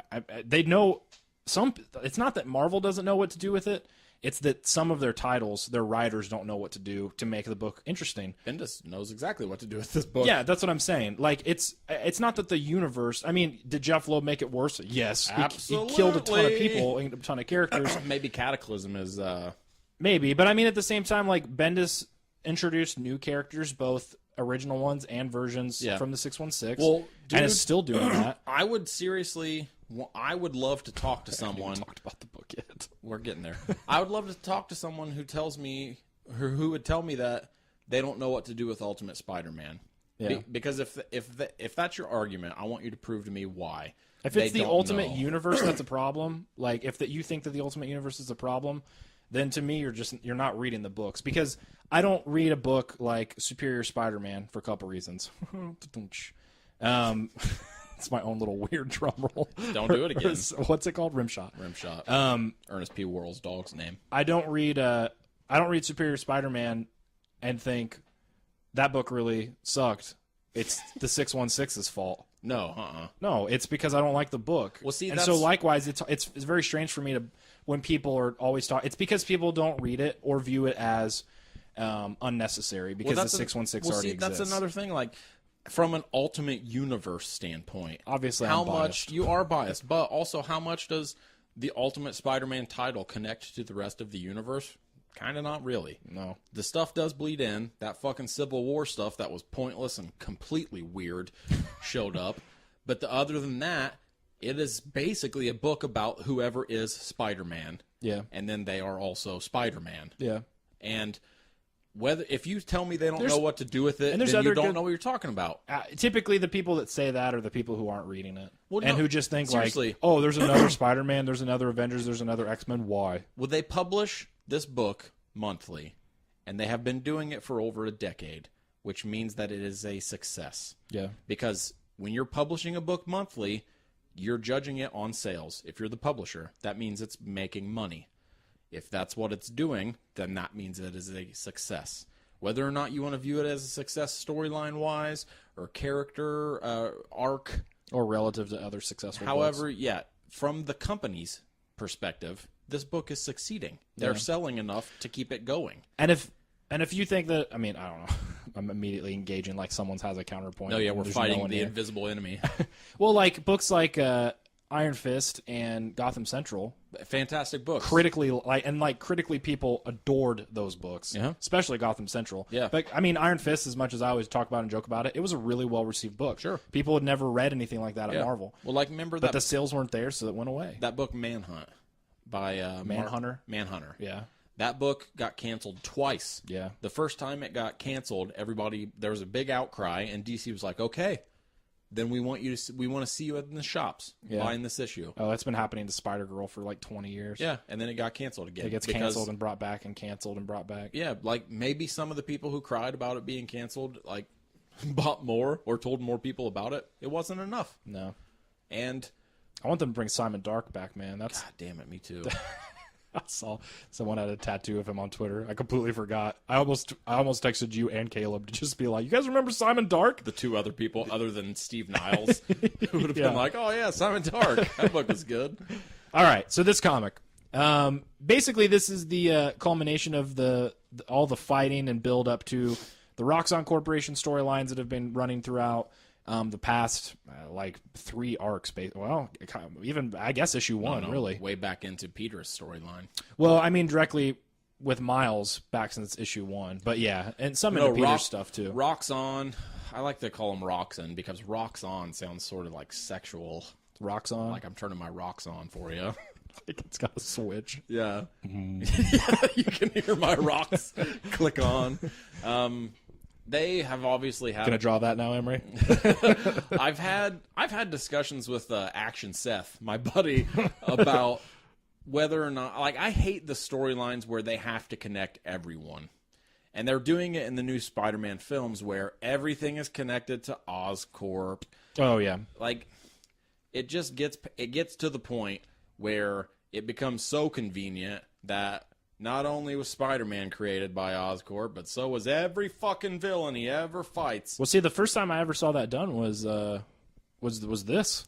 I mean, it's not, he wasn't the first person to do it. No, I but- know, but I mean, like, I know that that's what the movie took it from. They straight up said it. Oh, yeah, that they but pulled it's- from Ultimate Spider-Man. It's hard for me to get behind that because then you eventually reach a point where you're like, okay, that's pretty fucking ridiculous. I don't care if the characters are compelling. That's all. I mean, if it's not ideal, I agree with you. I don't look at it. Makes a lot of stuff tolerable. Right, that's what I mean. Because it's when I was a kid, I always thought it was cool that Green Goblin and Spider-Man came from the same thing. That's a neat idea, basically. But then Green Goblin and Spider-Man and fucking Sandman and every other fucking villain. Well, those guys were different, but it was basically the same thing with a different name. Yeah.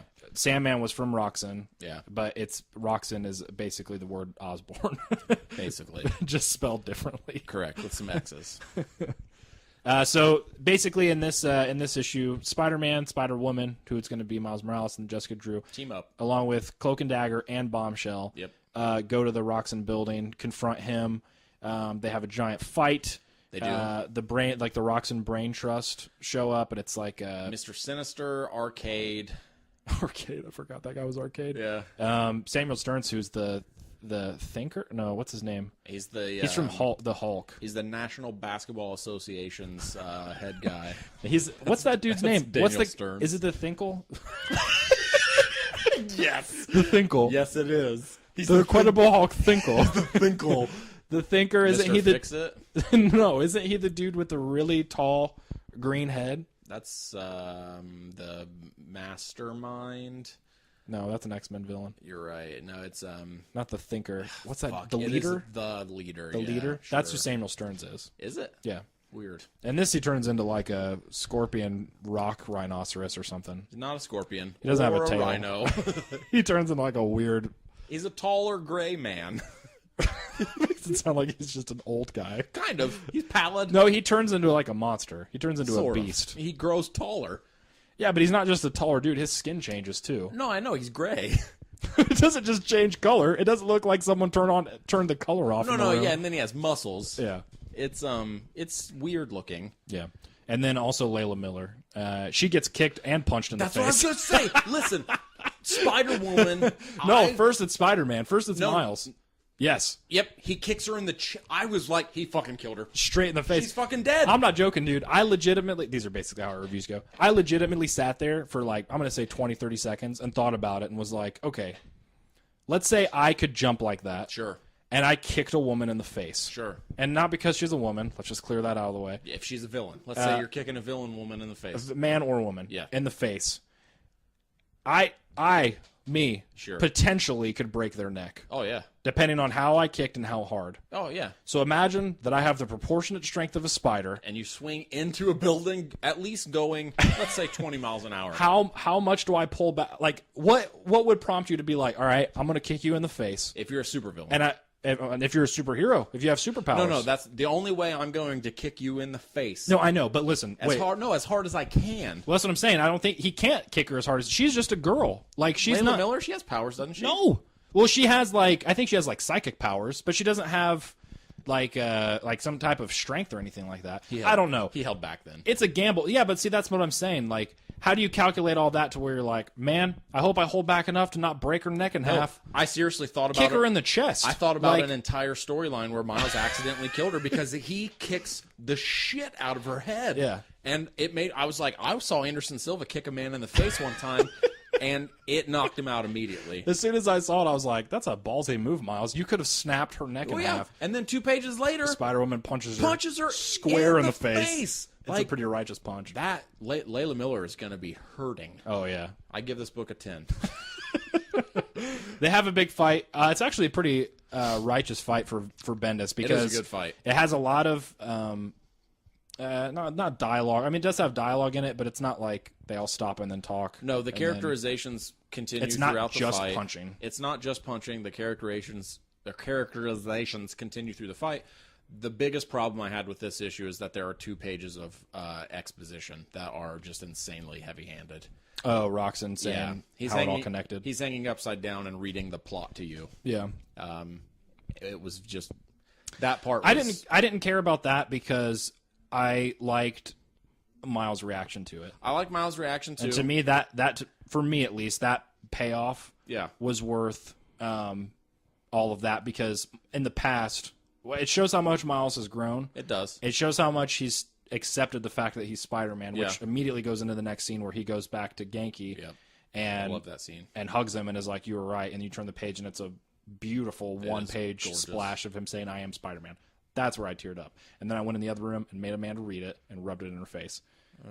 Because she's always like, Peter Parker's Spider-Man. Did she tear up, man? It doesn't sound like it worked how you wanted it to. No, she accepted that he's Spider-Man, that Miles is Spider-Man. Before, she was always like, no, Peter Parker's Spider-Man, so if Peter Parker's and you're dead, like, no, he's Spider-Man's not. Otto dead. Octavius is. Oh, Lord, no, I would never say that to her. No, Roxanne hanging upside down and just recapping plot lines to the reader. It was just so boring and heavy-handed and... Barf noise. Well, I liked Miles's reaction, but I didn't need Roxanne to do what he did in order to get that reaction out of Miles. Yeah, it's not the best moment, but it's not that big of a deal. I really like Cloak and Dagger. Yeah, they're cool. I didn't expect to like them as much as I do. I did, but only because that's another example of... Oh, did you? Sorry. Another example of characters my dad liked. So when I was a kid, I thought they were awesome. My intro to them was Maximum Carnage. Oh, yeah, they're in that. Yeah. I forgot. I think that was it. Yeah, there's a part where Cloak, I guess, sends a guy to hell. We don't really know what happens yet. That could be a murder. Cloak is a killer. That could just be a straight-up murder. Well, think about it. Like, does Cloak even know? Does Cloak know who? If he doesn't know, then it's definitely almost a murder. Well, I mean, not definitely. I mean, I guess he could have sent him to, like, a cupcake shop somewhere or something. Potentially. Just for, like, a sweet dessert. Yeah. I read that book. Like, it's a planet. All the dudes that Cloak has sent. This cupcake shop filled with villains. All these villains. Like, he shows up, and they're all, like, 15 years older, and they're like, sweet, we needed someone to run the mixer. And they put fucking Mr. Sinister on the mixer. Was it Mr. Sinister that he sent? No, it was Big Gray Man. Oh, it was essentially the scene from Indiana Jones where the guy's like spinning his sword and he's huge and then he shoots him. It was that joke. At the end, there's also a pretty cool setup that Jessica Jones may be using them as a team for S.H.I.E.L.D. Yeah. Which would be, again, that same lineup that we talked about at the beginning. So it was a cool issue, man. I liked it. I liked it too. I like Jessica Jones so much. That's not her name. It's Jessica Drew. You're right. It's Jessica Drew. I like her better. I like her so much. I like her more than Ultimate Universe Jessica Jones, yeah.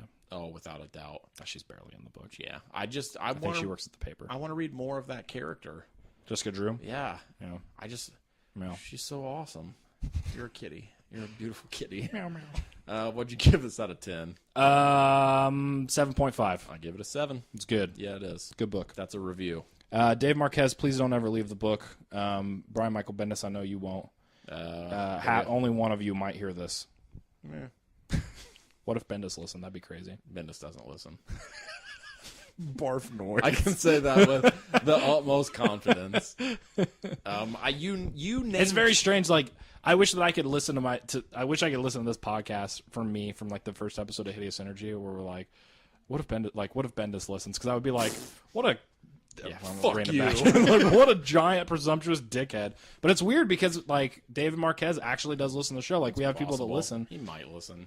Who? Bendis? Well, no, I don't. I agree with you. I don't think he listens. But he doesn't care. It's just weird because as soon as I said it, I was like, man, do I sound like a total dick for being like... Yes. Oh, okay. You named one of our issues Agents of Crotch. Oh, one of our episodes? Yeah. Does that make me a dick? Issues. Issues. Does that make me a dick? No. No, absolutely not. But we actively... You think that would make Bendis not listen if it was a show called Agents of Crotch? No, I don't I was think pretty so. proud of that one. See, that's the thing. we Here's the problem. We've arrived. we as creators of this podcast actively undermine whatever sort of relevancy we could potentially have. My favorite part whenever I do the name of the show is thinking about what it's going to look like on the invoice that we send to DCBS. There's so many where I'm like, oh, this is going to be great. I hope Christina thinks they're funny when we said seeing them all like that. Because there's seriously ones where it's like, ultimately bear noise. I hope you like balls. Like, it's just There's stuff. one where the word dicks was in the middle of the word thanks. Yep. It was like, looked like thank dicks. Yeah.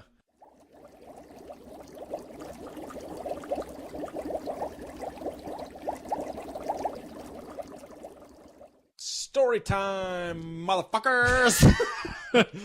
Okay, so we have a story that's been in the making for a long time. Yeah, maybe. Like, when was the first time we went to C2E2? Very first C2E2. 2001. 2001. Yeah, it's 2010. was Have we 2010. ever told that story on the podcast? I don't think so. Probably. Probably not. Maybe we have. We'll tell it later. It's not important now. We can tell it really quick. A guy signed my book at the very first C2E2 and signed it C2E2 2001. And it was 2010. 2010. Hilarious, right?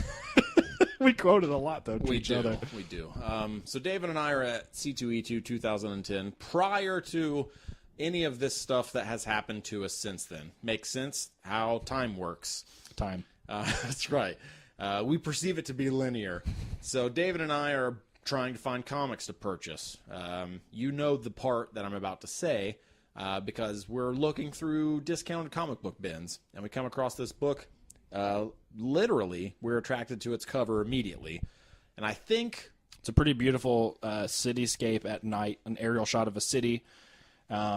With a dinosaur. There's a small dinosaur Godzilla thing crawling around a corner, and it just says Johnny Hiro on the front. That's it. Doesn't it say half? It doesn't? Not on the says cover. Johnny Hiro? Yeah, just Johnny Hiro. So we're attracted to it immediately. We don't immediately engage into a slap fight, verbal war about who is going to get to buy it, though I did think about it. I found it. Yeah, and I then- know. Yeah, and then we... Hey, I fucking remember, okay?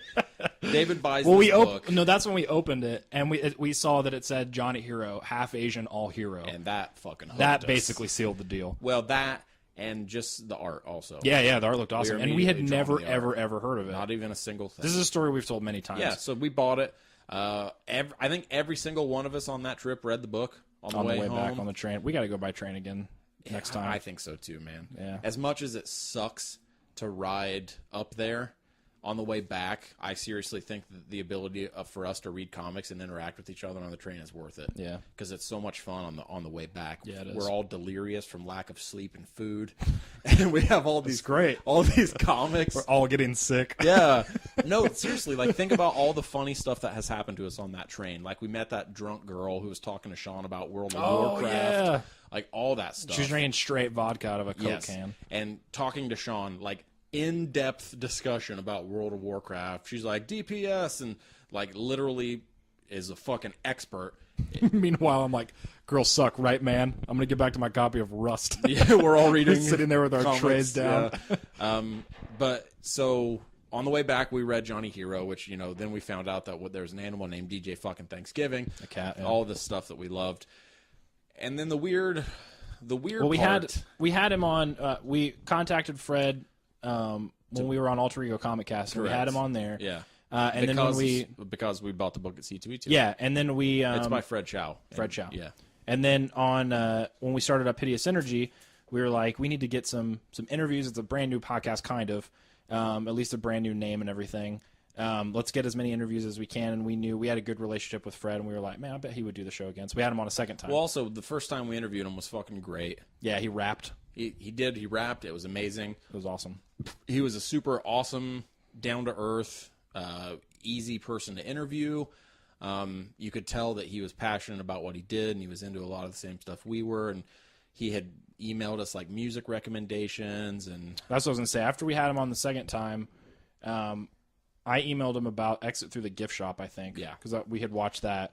And then from then on, for a long time, we would send each other music recommendations and movies and comics. Would probably call it friendship. Yeah, it was. But it was weird for me because I was like... You and I are always very careful about being like, we're friends with this person now. Yeah. Because, we know them through the podcast or we email back and forth. Like, it's weird. Yeah. So I would email back and forth with them. That's where we started saying things were manners. It wasn't me. Fred hates me.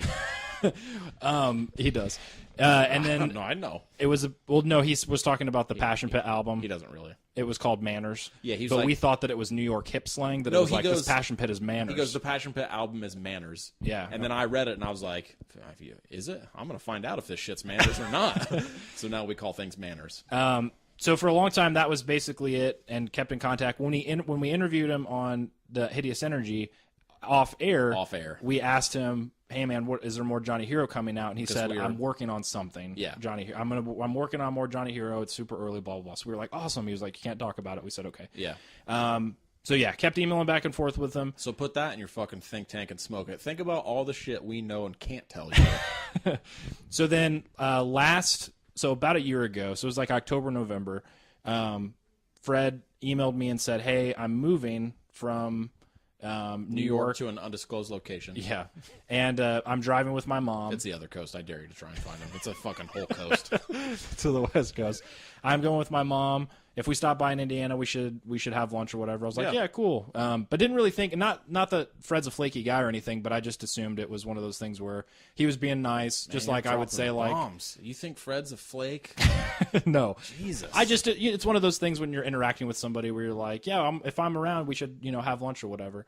I got you. But I say all that to say a nice thing about Fred, which is to say that he got a week later, he was like, give me your number, and he called me at work. Yeah. And he was like, hey, I'm going to be there tomorrow. Let's eat lunch. So we did. We ate lunch with Fred and his mom. Yeah, we got to meet his mom. She was awesome. And it was really cool. We wanted to talk about it because it was such a good time, but we didn't want to be name dropping and be like, we had lunch with Fred Chao and brag about it. So we're doing that now. Yes. Well, when we had lunch with him, we talked about he had seen Ribbon C and some Reproduct pages. And I think it was around that time that I told him, like, I think I'm going to maybe try to be a letterer. Yeah. And maybe try to do that. And you were talking with him a lot about writing, and he talked about different experiences he had writing and publishing Johnny Hiro. Yeah, it was really awesome. So then 3 months later, in March of this past year, March of 2013. Seems longer than that. Yeah, well, he called me at work and said, hey, man, long story short, basically, Jesse Post, who did the letters on Johnny Hiro 1, is potentially not going to be able to be around to do this one. I'm just kind of feeling it out. Would you be interested in lettering Johnny Hiro 2? It's the only time in my life where my legs almost went out. I was standing in the hallway at work, and I freaked out because that's a book.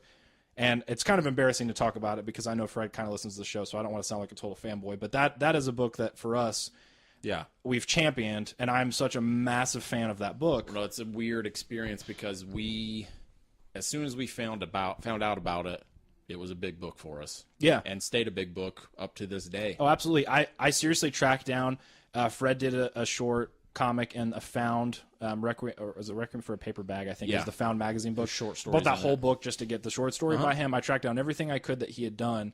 And so Johnny Hiro 2 was seriously, for 2013, one of my most anticipated books in the top 3, easy. And now you can't enjoy it. And now I can't read it. So I said, yeah, man, like I believe in this project in such a huge way. Even if I can't, even if Jesse letters it or if something happens, make sure you let me know if I can help in any way I can. Something. We'll talk about it on the show. Yeah. Blah, blah, blah. So long story short, it worked out. And Johnny Hiro 2. The Skills to Pay the Bills. Correct. It's called Johnny Hiro, The Skills to Pay the Bills. I lettered it. So it Came out today. Published by Tor. Published by Tor, yeah. And Tor republished the first book. It was originally published by Ad House, and then Tor republished it, and they basically sent it to a wider range of retailers, especially like bookstores. If you go to Barnes & Noble or Books A Million or something like that, they carry, you can find it like right now, Johnny Hiro Volume 1. So I was sworn to secrecy until it came out. Correct. So we couldn't talk about it, but Austin knew, and he saw pages, and yeah, it came out today. Tuesday, October 29th, was just show comes out on Wednesday. But In case you're wondering, yes, David is in fact now too big for his britches. I'm rich. I quit my job. Yep. That's what you're supposed to do, right? Correct, yeah. As If soon you as have just a you, minor... you quit when you found out you got the job, right? Yeah, like you haven't had He's a job like, for like 5 Jesse months. might still letter it. I'm like, that's fine, man. Hey, Matt, I'm out, man. I quit. See ya. I quit. I fucking quit my job. I was like, David's lettering a book. Fuck you. Fuck all you. Well, I called you. I remember calling you. I'll always remember this because I called you and I was like, hey, man, Fred Chao called me. And he's working on Johnny Hiro 2. And you started laughing immediately, cracking up. Really? I didn't even get to it yet.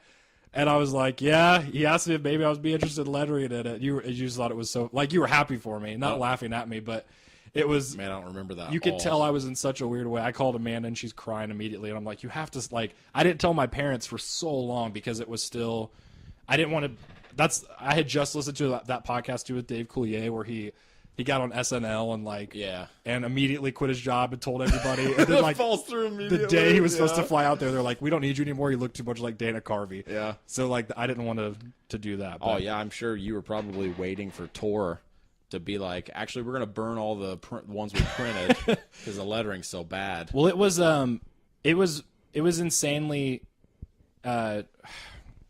It was insanely hard for me. Yeah. To as much as I was like, I obviously have to. Oh, yeah. It was one of those things where I was like, I can't letter the second one. I can't do it. Well, I'm not a professional. Oh, like, is that why? Yeah, I'm not a professional. Like, No, you and I talked about it a lot. I remember telling you back then, and again, this might be a little bit transparent for Fred to where I was like, oh, yeah, man, for sure. But I was showing a lot of confidence that I didn't have because I wanted to seem very professional, but I was terrified, man. Oh, that absolutely. Your terror makes sense to me only because I know how your mind operates because mine's very similar. But I didn't want to ruin that book. Well, it sounds bullshit when I say it, but like I had seen your lettering on Reproduct, and I had seen your lettering on Ribbon C and Six Barrel Shotgun, and all the other stuff that you had done. Like I had the confidence that you could do it.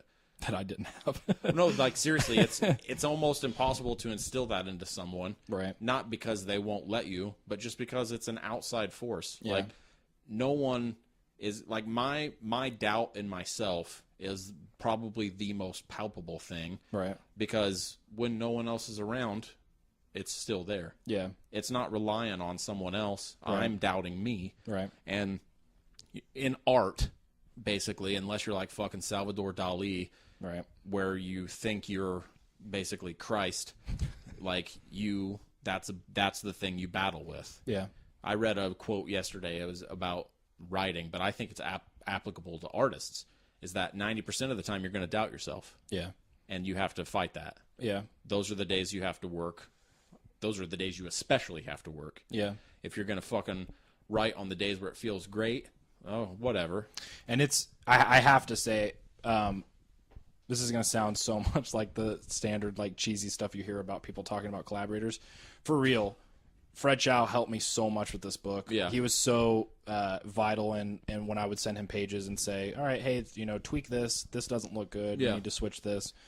So it's not like I just went in and handed in pages and everybody was like, you're amazing. Well, not even Print it today. Not even just that, but like what Fred can't see just because he doesn't live here and doesn't live with you like I basically do is like you studying Jesse's work. Yeah. From the first book, or you just like daily studying design, Yeah. or lettering. And when you're like we've talked about, if you've ruined the reading experience for comics for you in some way, because when you read it, you're looking at the design aspect and where the bubbles are and whether Yeah. or not it guides a reader's eye accurately or not. Which I don't think you have ruined comics for yourself, but No, but it is easy to, especially if a comic maybe doesn't grab my attention or whatever, and my mind starts to wander. Then yeah, then to be like, all right, Why'd you do this, man? And then I can't turn that it bubble's off. in the wrong place. The book, I don't want to make this about me lettering it. The book is very, very amazing and good. I really, really like it. And obviously, I'm biased because I love the content, but I know that you will really like it. I know that I'm excited to read it based off of a single page you showed me. Yeah. Of Johnny on the Train. Yeah. Which is the name of my new band. Johnny on the Train. Yeah. It's about fucking a lot of people in a row. It's a very much right, Emery? It's very much a continuation of the first book, especially thematically. Yeah. To where you look at their lives at Johnny and Mayumi, their lives a little bit further in terms of where they're at. And it's a lot more scary in a way, where it's scary in terms of looking at adulthood and figuring out the thing I hate the most what are we going to do about the rest of our lives. And then there's also a King Kong descendant. It's on the cover. In it. The thing I hate the most about Fred Chao is that he's a great writer. Yeah. Dear Fred, fuck off and die. Because it's not enough to just be a great illustrator. No, I was telling someone at work today, there's a lot of people who write and illustrate their own comics. Yeah. Most of the time they're called cartoonists. You can argue about the term if you want to. I think it is a rarity within comic books that you are going to be equally as talented as a writer and an artist. Oh, yeah. And I think Fred's one of those people. Yeah. Which really pisses me off because I can only write and I'm not a pro. So. It's crazy, man. I'm really excited for people to read it. The whole, it's been awesome because like that we've joked in the past about the whole Mark Wahlberg Rockstar movie. Yeah. Like it very much fits. Like I texted Daniel Sanchez this morning or yesterday. Yeah. And said or he was asking me what I've been working on. I was like, this book I lettered comes out tomorrow. And he was like, what is it? And I was like, it's the second Johnny Hiro book by Fred Chao. And he was like, are you kidding me, man? Are you fucking serious? I think he said, you want to have David Chow babies with Fred. You like mixed our names. David Chow babies. And he was like, that's such a big deal to you. So it's really cool because for the people who know me and are friends with us, like they know that this is a book. And it's, I ended up having to stop letting people borrow it because I was ruining the chance of them buying it because we would let all of our friends. Oh no, we've given the book to so many people. We told Seth Tihani about it. I think you might have. He wrote a review of it.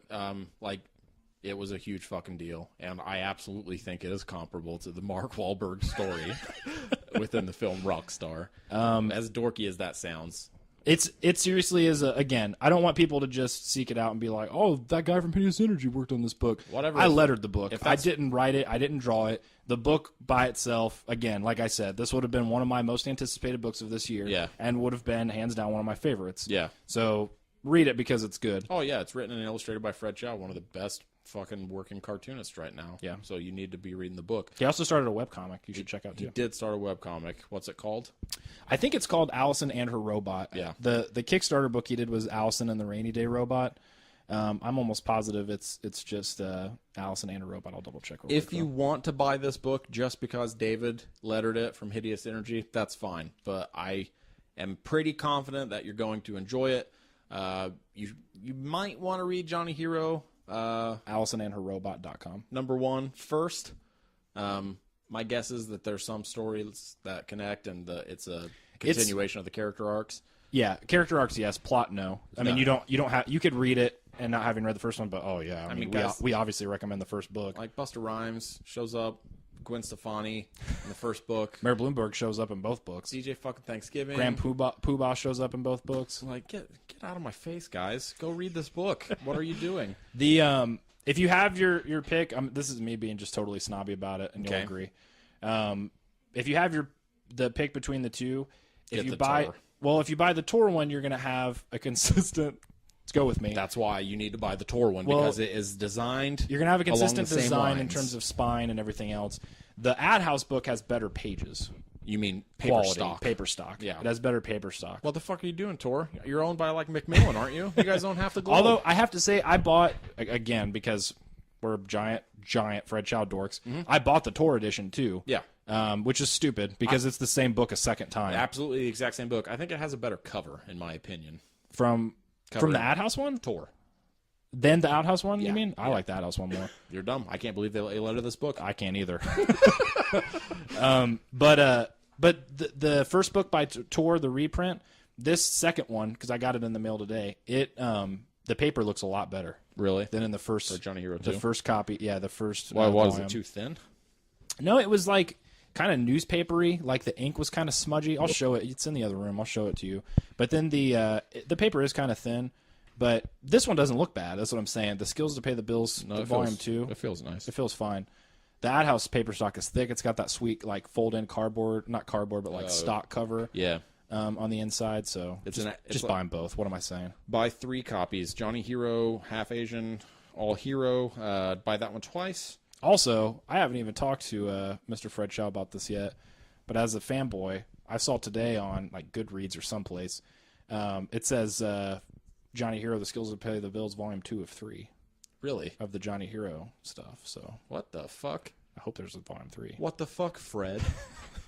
Yeah, go buy this book. If you really want to support us, like 9,000%, buy it from dcbservice.com. Oh yeah, they've got it. Or instocktrades.com. And if you're going to buy it from a DCB Service, they are one of the handful of retailers.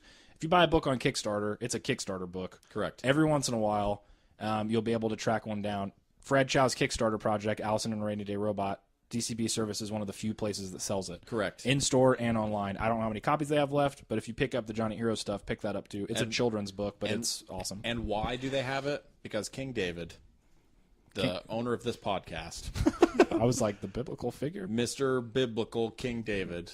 Welcome to the new podcast, David Energy.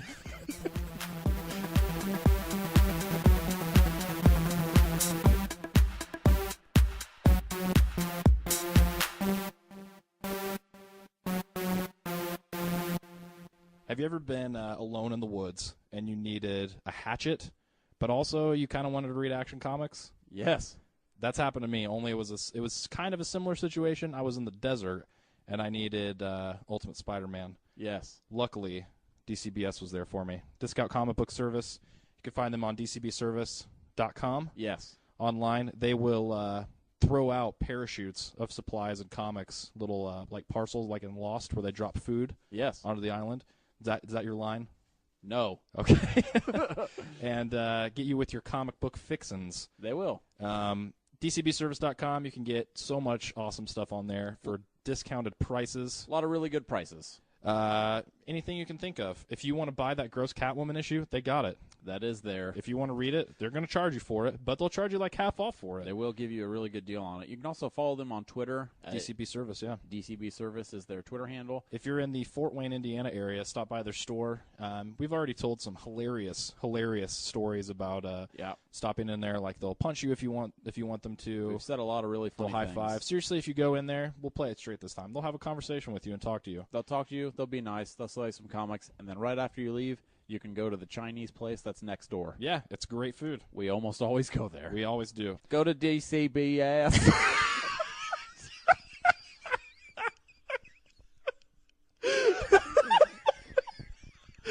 Go to DCBservice.com and get some comics.